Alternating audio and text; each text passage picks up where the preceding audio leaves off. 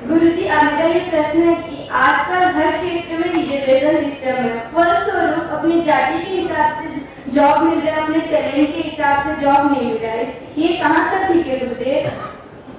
आरक्षण जो है योग्यता के आधार पर नहीं मिल रहा है, जाति के आधार। बैठे, बहुत अच्छा प्रश्न।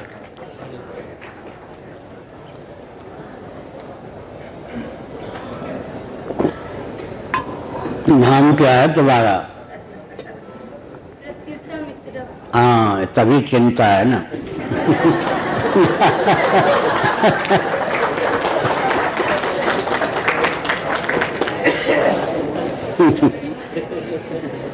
चिंता का विषय है ही।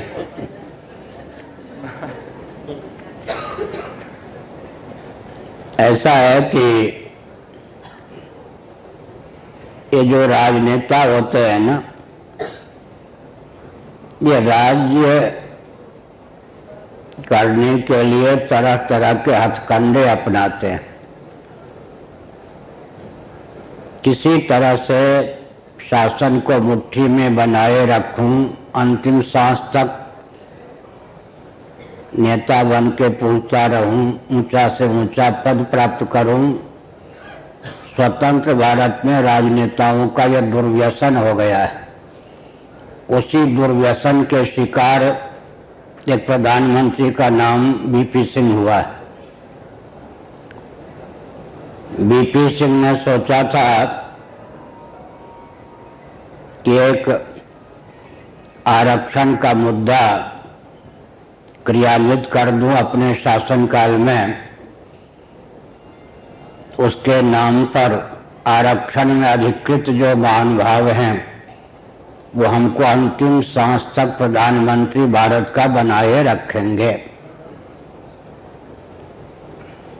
मंडल आयोग अंग्रेजों के शासनकाल में मंडल नामक सरनेम युक्त व्यक्ति के द्वारा तैयार किया गया था। वो ठंडे बस्ते में पड़ा हुआ था। उस मंडल आयोग की विज्ञप्ति को क्रियान्वित करने वाले भारत के प्रधानमंत्री बीपी सिंह हुए। उन्होंने इसे क्रियान्वित किया। उन दिनों मैं शंकराचार्य के पद पर नहीं था, लेकिन मेरठ में चातुर्मास्य कर रहा था। श्रावण भाद्र महीने में नहीं, मेरठ में था। मैंने एक वक्तव्य दिया, जिस वक्तव्य से प्रभावित होकर एक दैनिक पत्र के संपादक ने मेरे समर्थन में ही संपादकीय लिखा था। उसमें मैंने यह कहा था कि जो मंडल आयोग के आधार पर भारत में आरक्षण क्रियान्वित किया गया है या क्रियान्वित किया जा रहा है या क्रियान्वित किया जाने वाला है, उसमें 5 दोष हैं। पहला दोष है जो आरक्षण में अधिकृत हैं और जो आरक्षण से वंचित हैं,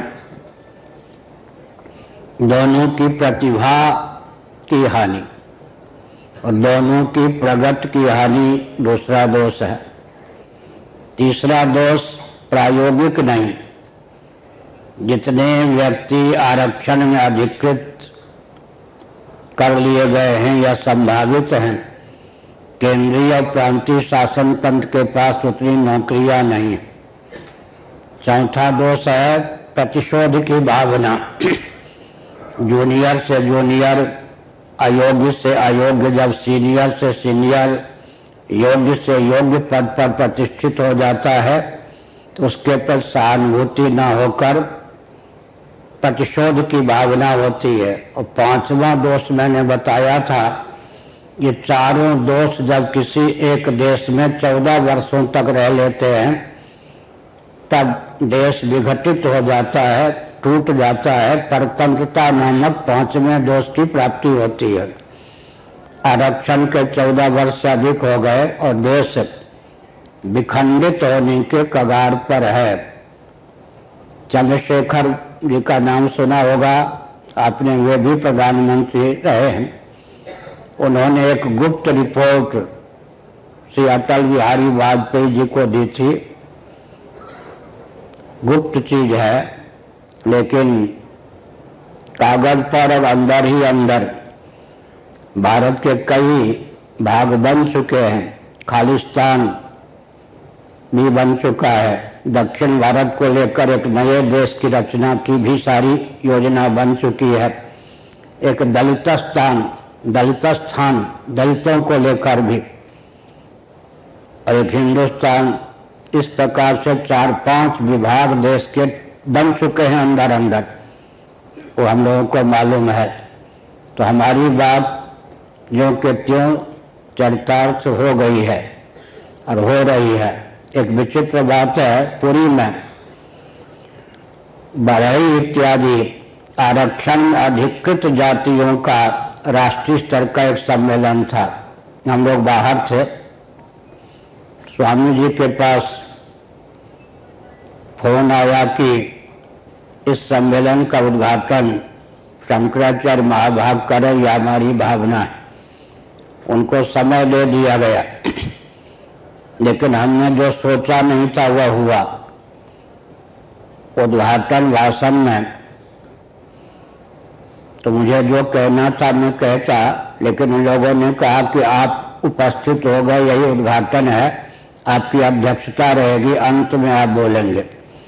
पूरे देश से आरक्षण में अधिकृत जो ख्याति प्राप्त विद्वान थे उन्होंने प्रवचन किया। प्रवचन क्या था? आरक्षण ने हमको मार डाला। सुनो मिश्रा जी या मिश्री, आरक्षण में अधिकृत व्यक्तियों की सभा थी। पूरे देश के मेधावी व्यक्ति उपस्थित हुए थे। एक बहुत विचित्र बात, आरक्षण में जो अनधिकृत होते तब तो कहते कि हमको आरक्षण सुलभ नहीं है। वो गोष्ठी नहीं, सभा थी राष्ट्रीय स्तर की, जिसमें आरक्षण में अधिकृत वर्ग, तंत्र या जाति के लोग ही थे। उन्होंने कहा कि आरक्षण हमारे लिए अभिशाप है।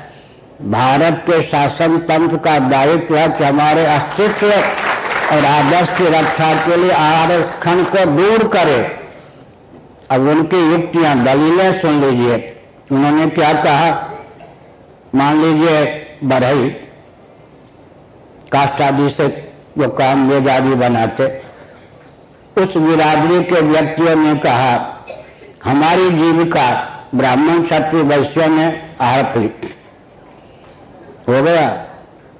नाई ने क्या कहा? नास्तिक जाति के व्यक्तियों ने सब अपने हाथ से दाढ़ी मूछ बनाने लग गए, सबकी डगर, हमारी जीविका सबने अपहरण कर ली। और जो इंजीनियर समझते ना, वो आजकल जो कहते हैं विश्वकर्मा, वो विश्वकर्मा बिरादरी के व्यक्तियों ने कहा कि बताओ ये हमारा काम था, ब्राह्मण क्षत्रिय वैश्यों ने हमारी जीविका अपहरण कर ली। सब रोने लग गए।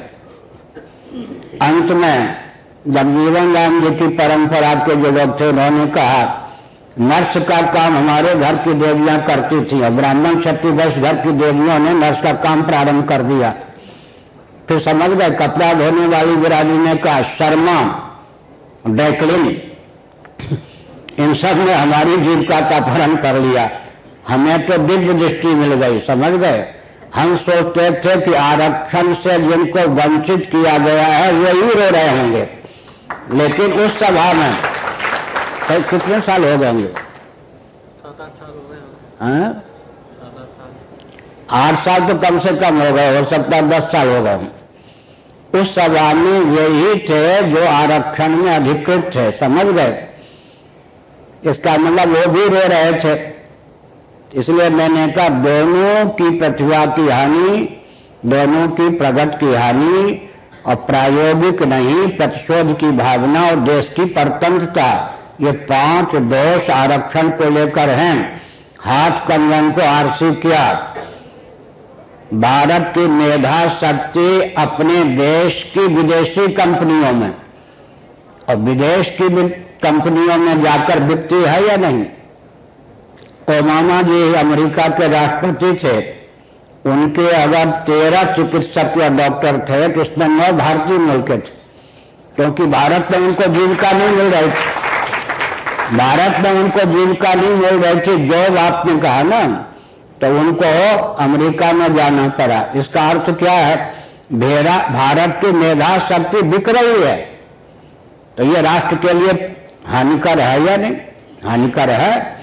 लेकिन किसी भी पार्टी में दमखम नहीं है कि राष्ट्र के लिए बहुत घातक है वर्तमान आरक्षण पद्धति, यह कह सके, क्योंकि वोट बैंक ने हर पार्टी को दिशाहीन कर दिया है, सत्ता लोलुप अदूरदर्शी बना दिया है।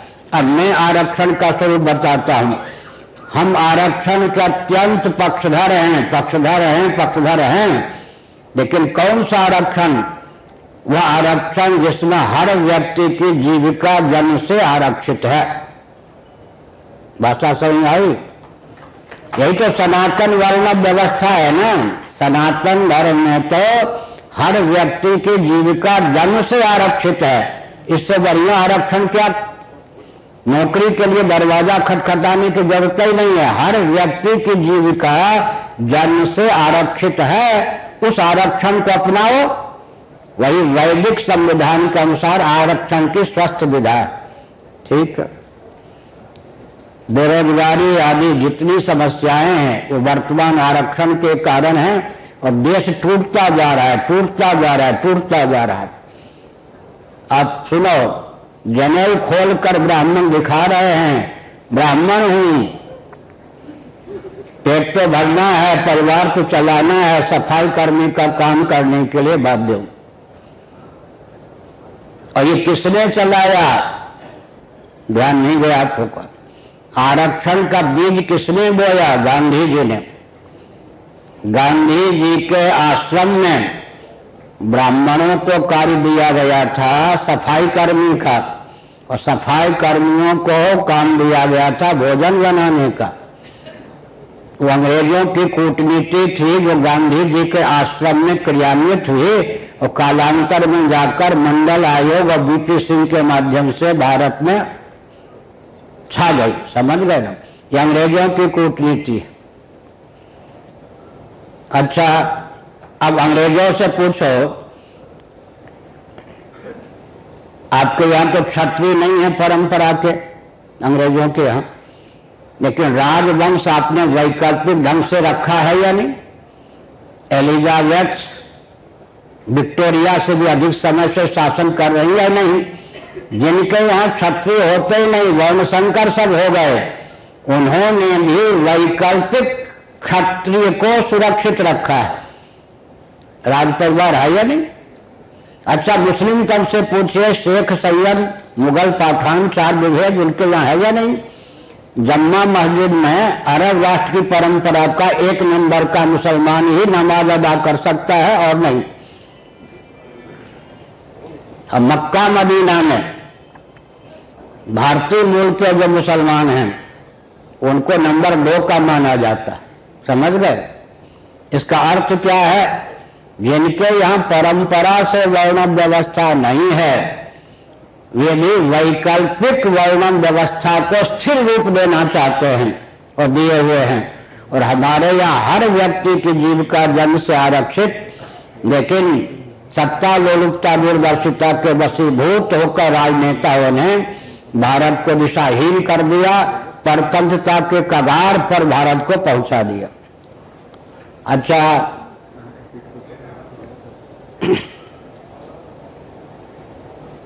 सीमा पर जुकाम का बहाना लेकर सैनिक लोग भगे या नहीं? मालूम है ना? और क्षत्रिय होते तो भगते, मर जाते, कट जाते, भगते नहीं। देख लीजिए, राष्ट्र की सुरक्षा व्यवस्था क्यों चरमरा रही है? शिक्षा तंत्र क्यों चरमरा रहा है? रक्षा तंत्र क्यों चरमरा रहा है? कृषि गौरक्ष वाणिज्य के प्रकल्प क्यों चरमरा रहे हैं? उद्योग और सेवा के प्रकल्प क्यों चरमरा रहे हैं?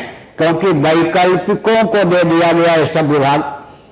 परंपरा प्राप्त अगर ब्राह्मण शिक्षक होते, न्यायाधीश होते, अधिवक्ता होते, तो यह दशा नहीं होती। परंपरा प्राप्त क्षत्रिय अगर युद्ध में सम्मिलित होते, सेना, मिलिट्री में, पुलिस में, तो यह दशा देश की नहीं होती।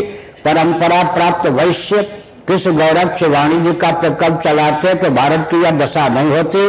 परंपरा प्राप्त शूद्र, एक बहुत विचित्र बात है, जीविका के जितने, धन के जितने स्रोत सब हमने जिनको शुद्ध कहा जाता था उनको दिया या नहीं? चप्पल बनाने का काम शर्मा जी करते थे क्या? चप्पल जूते से आमदनी है या नहीं? वो सारा काम किनके हाथ में था? जिनको वर्धकी वरही या तक्षा कहते हैं, मेज आदि बनाने का काम किनके हाथ में था? बांस के बर्तन बनाने का काम किनके हाथ में था?